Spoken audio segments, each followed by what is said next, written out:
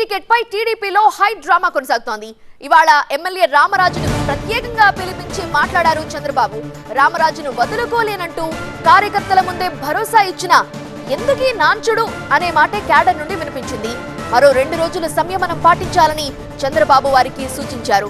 రామరాజు ఎన్నికల్లో బాగా పనిచేశారని, రామరాజు తన సొంత విషయమని ఎట్టి పరిస్థితుల్లో వదులుకోను అని చెప్పుకొచ్చారు. అయితే అభిమానం చూపిస్తూ సీటుపై నాంచుడు ఎందుకు అంటున్నారు ఉండి టీడీపీ క్యాడర్. తమకు రఘురామకృష్ణంరాజు కాదు, రామరాజే కావాలంటున్నారు.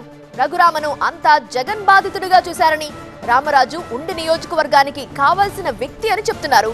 ఈ ఉండి సీటు విషయంలో ఇలానే నాంచితే 2-3 రోజుల్లో కఠిన నిర్ణయం తప్పదని కొందరు ద్వితీయ శ్రేణి నేతలు చెప్తున్నారు. పూర్తి వివరాలు అందించడానికి మా ప్రతినిధి సత్య ఫోన్ లైన్ లో సిద్ధంగా ఉన్నారు. సత్య, ఈ ఉండి సీటుకు సంబంధించి ఎప్పటిలోపల క్లారిటీ వచ్చే అవకాశం కనిపిస్తోంది. రామరాజు చంద్రబాబుతో మాట్లాడిన తరువాత ఆయన ఏమంటున్నారు?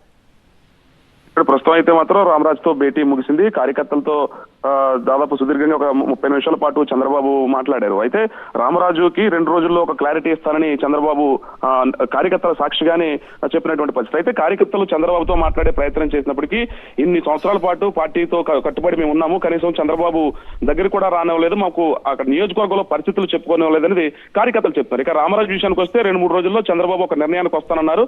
ఆ నిర్ణయం ప్రకారమే చంద్రబాబు పార్టీ నిర్ణయం ప్రకారమే ముందుకు వెళ్తాం. ఎందుకంటే పొత్తులో భాగంగా అనేక విషయాలు చర్చించాల్సి ఉంది కాబట్టి మరో 2 సార్లు భేటీ అయిన తర్వాత పొత్తు విషయాలు చర్చించిన తర్వాత సీటు విషయంలో ఒక కన్ఫర్మేషన్ వస్తుందంటూ కూడా చంద్రబాబు రామరాజు చెప్పినట్లుగా రామరాజు చెప్తున్నారు. అయితే 2 రోజుల తర్వాత చంద్రబాబు చెప్పేటువంటి నిర్ణయం ప్రకారమే మా కార్యాచరణ ఉంటుంది, కార్యకర్తలు ఏ రకంగా నిర్ణయం తీసుకుంటేనే ఆ రకంగా నేను ముందుకు వెళ్తాననేది రామరాజు చెప్తారు.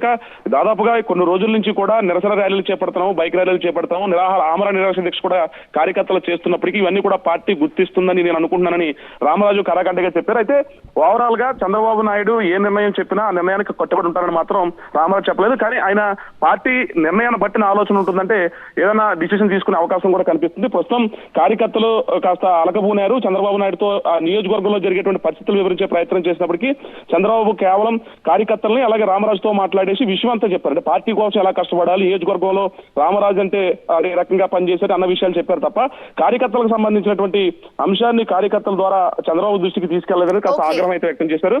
ప్రస్తుతం రామరాజు 2 రోజుల్లో ఒక నిర్ణయానికి అయితే వస్తారంటూ కూడా రామరాజు చెప్తున్నారు. రైట్ సత్య. సో ఉండి టికెట్ పై ఇంకా హైడ్రామా కంటిన్యూ అవుతూనే ఉంది. 2-3 రోజులు సంయమనం పాటించాలి అని అధినేత సూచనలు పంపారు క్యాడర్ కి. ఆ తరువాత తమ భవిష్యత్తు నిర్ణయం ఉంటుందని సిట్టింగ్ ఎమ్మెల్యే రామరాజు చెబుతున్నట్టుగా అర్థమవుతోంది. రామరాజుని ప్రత్యేకంగా పిలిచి మాట్లాడారు చంద్రబాబు. రామరాజును వదులుకోలేనంటూ కార్యకర్తల ముందే భరోసా ఇచ్చారు చంద్రబాబు.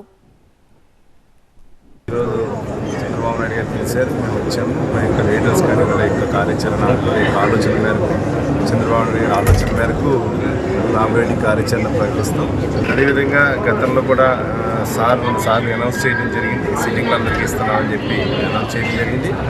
అందులో భాగంగానే నేను ప్రతి ఇంటికి కూడా వెళ్ళి ఓటు అభ్యర్థించడం జరిగింది. తద్వారా ఈరోజు మా నాయకులు గవర్నర్ చంద్రబాబు నాయుడు గారు కానీ, అదేవిధంగా మా కార్యకర్తలు ఎవరైతే ఉన్నారో లీడర్స్ కానీ, మండల పార్టీ అధ్యక్షులు కానీ, గ్రామ పార్టీ అధ్యక్షులు కానీ, ట్రస్ట్ ఇన్ఛార్జీలు కానీ, యూనిట్ ఇన్ఛార్జీలు అందరూ కూడా రావడం జరిగింది. వారి యొక్క ఆలోచన మేరకు, పార్టీ యొక్క ఆలోచన మేరకే మా నిర్ణయాలు ఉంటాయని చెప్పి మీకు తెలియజేస్తాం.